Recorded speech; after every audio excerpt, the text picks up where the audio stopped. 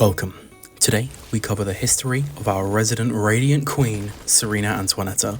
From her birth just before the apocalypse, to her last recorded expedition, to how she helped Glay in retrieving her daughter, Daya. We are going to be covering the complete history and lore to Serena. Starting with her background, then her equipment, then how she helped Glay, Ajax and Lepic in rescuing Glay's daughter, Daya. So, let's begin. The Generation of Despair refers to the first wartime generation, born on the brink of the apocalypse and forced to grow up in a crumbling world, trapped in a world that was collapsing around them with evacuation and hunger as their only companions. The Generation of Despair grew up brighter than most people that were forced to live in such times. Since their lives began with war, there was never peace to be taken away from them. Maybe that is why the Generation of Despair, contrary to its name, symbolizes the hope of the surviving members of humanity. When the Magisters joined humanity and conducted a census for the Arche factor, this generation had the highest rate of Arche manifestations. Later records would reveal that out of the firsts, including the very first Descendant, Rayleigh, nearly half were from the Generation of Despair, including among them was the military chaplain Serena Antoinetta, the holy fire-spewing Sister of Light. Serena was devoted enough to join the antiquated order of knights, while hundreds of knights were dying daily at the hands of the Vulgus and the Colossi. Serena's rise to prominence came when the Magisters, who had defected to humanity, awakened Arche in human DNA. Serena was also tested for Arche at this time, and she was determined to be a new kind of soldier called a Descendant. Among these Descendants, she had the easiest time adapting to modern firepower and was practically adept at using it to develop her Arche abilities. Serena's abilities manifested in the form of emitted Arche light particles. Serena's abilities became known as Holy Fire and were powerful enough to rival beam weapons, but also could be used to target Vulgus DNA. Using an extremely high concentration of radiation, she could burn out all of the Vulgus mutations, applying these properties. Serena used her Arche to cure the Vulgus infection.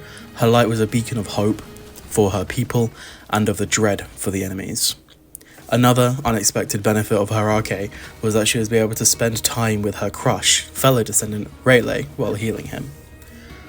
But the shy feelings faded as the Descendants were deployed to the front lines. Serena's mission at the time was to investigate the epicenter of the apocalypse in order to prove the Magister's dimension isolation theory.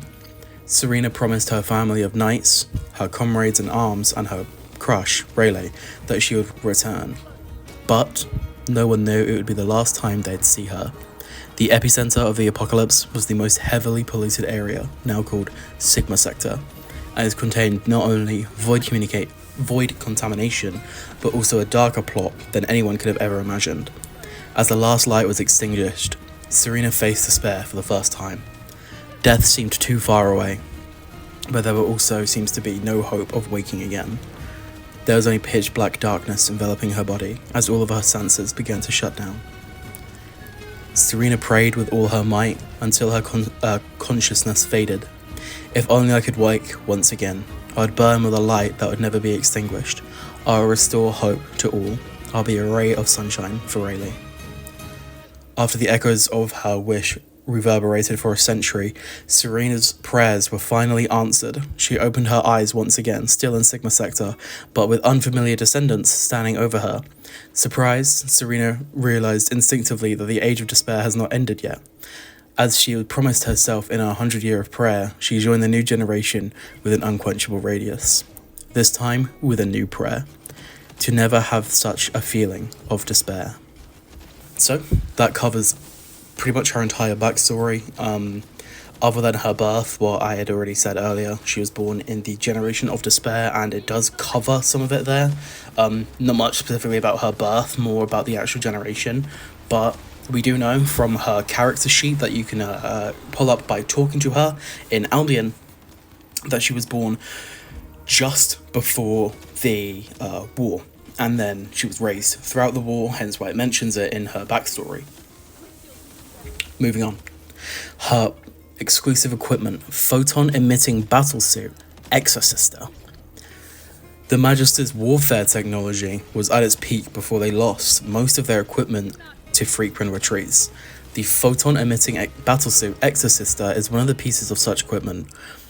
This powerful exoskeleton is the ultimate assault weapon, amplifying the RK particle emitted outside the body, ionizing the user's RK, and granting them the ability to maneuver in the air. Specifically, the RK Sorbent stabilizers can read micromuscular signals to adjust the direction of movement given the user's movement of an angel from ancient Ingress mythology. The problem is, Serena is the only one who can wield it with any level of sophistication, so it is practically exclusive equipment for her at this point. Not to mention that the core technology was lost in its entirety and is yet to be fully restored even to this day. Serena says, so it seems to operate using electricity? Serena Antoinetta explaining the battlesuit to Rayleigh. I actually didn't know that only Serena can use the battlesuit, so that was a really, really cool discovery, personally.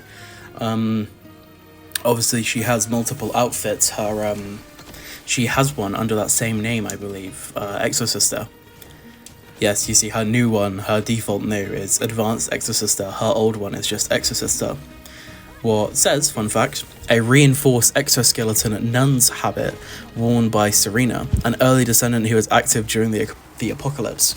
It has an attached mid-air maneuvering deployment device that ionizes her RK to provide propulsion. Despite being a powerful piece of equipment, it requires agility and spatial perception beyond that of a human, making it Serena's de facto exclusive equipment.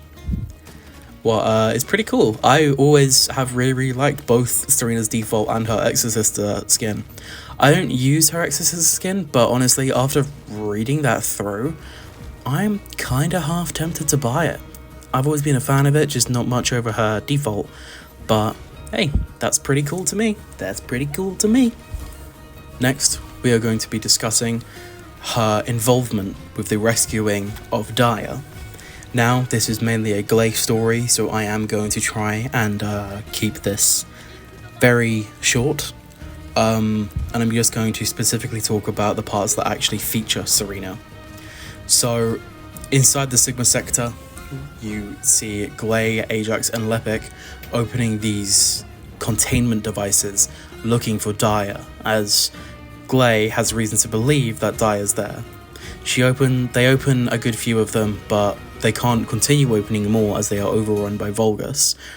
They get to one, and this one is already blown open, blood everywhere, with a negative life signal. Gley falls to her knees and is completely and utterly distraught as she realizes that this is Daya's pod. Shortly after, where the Vulgus invasion becomes too much for them, they notice somebody leading this Vulgus assault on them almost 100 meters away. As this person gets closer and closer and closer, things get heated between them.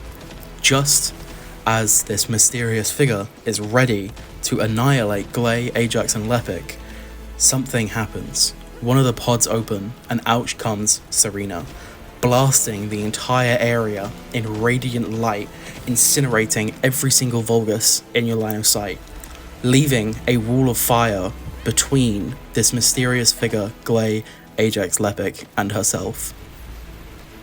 Very shortly, as Gley's looking over as they are getting ready to extract, this mysterious figure takes off her mask, revealing her to be Daya, Gley's daughter. Shortly, they take Serena back to Kingston and debrief her, questioning her on who she is, how is she here, what's going on, what is her situation, where Serena reveals that she was last, as far as she knows, she was last in Sigma Sector, and now 100 years have passed. Over 100 years have passed.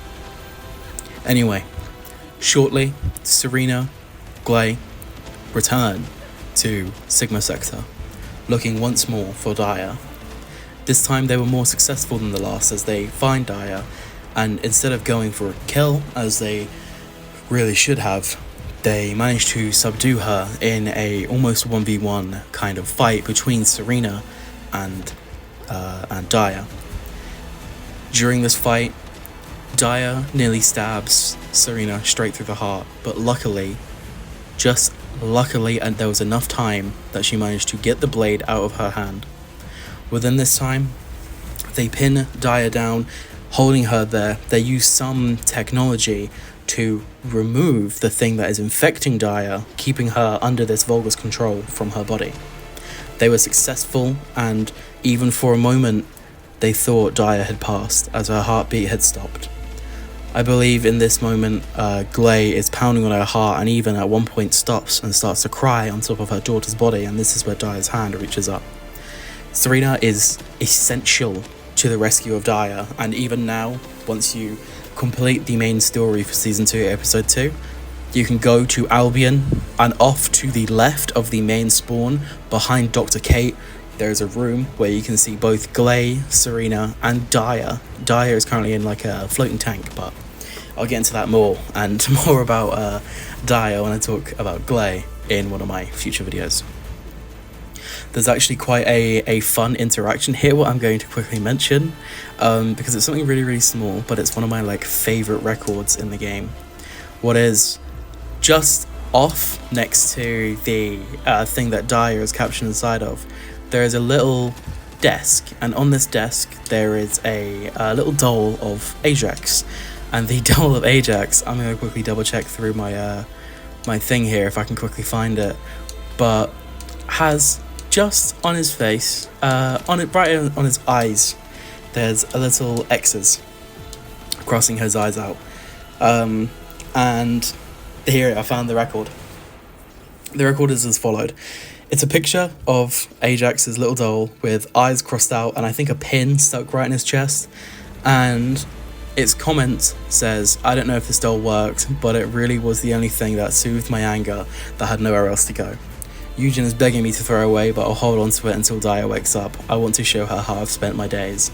And it has a little conversation, or rather comments, by some of the descendants. I want to read some of these out because they're kind of funny. So Bunny just says, "I'm scared, ... Ajax says, "I'm used to being hated." Eugen says, "I'll throw it away myself." And then my two favorites are Serena's, what is just A,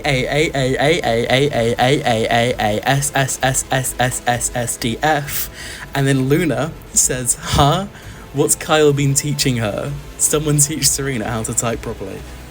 It's something so like minute, but it is literally like one of my favorite like little interactions, and it's something you can just completely miss or not really like read through, but yeah, it's really, really funny and really something that's really, really small. But yeah, it's really cool, and I am a fan. I am a fan of that interaction. Anyway, I believe that covers everything with Serena. She is a very, very, very, very cool descendant. She's my second most used descendant. Yeah, she's absolutely brokenly overpowered, but even if you look past that, like, even if she got nerfed today or tomorrow and like genuinely got sent into the floor, I think I'd still use her pretty commonly. I am a big fan of Serena. I mainly use her with the Malevolent, even though I know the Restored Relic is better. But anyway, I'm going to stop yapping about myself. That covers everything to do with Serena. I thank you for watching, and hopefully I will see you. If you've gone this far, first off, comment popcorn, mate. Anyway, if you've seen this far and you've watched this far, I'd love if you leave a like and a subscribe. That would really, really help me. Even comment, maybe. I don't know. Anyway, thank you very much for watching. I will see you potentially in the next one.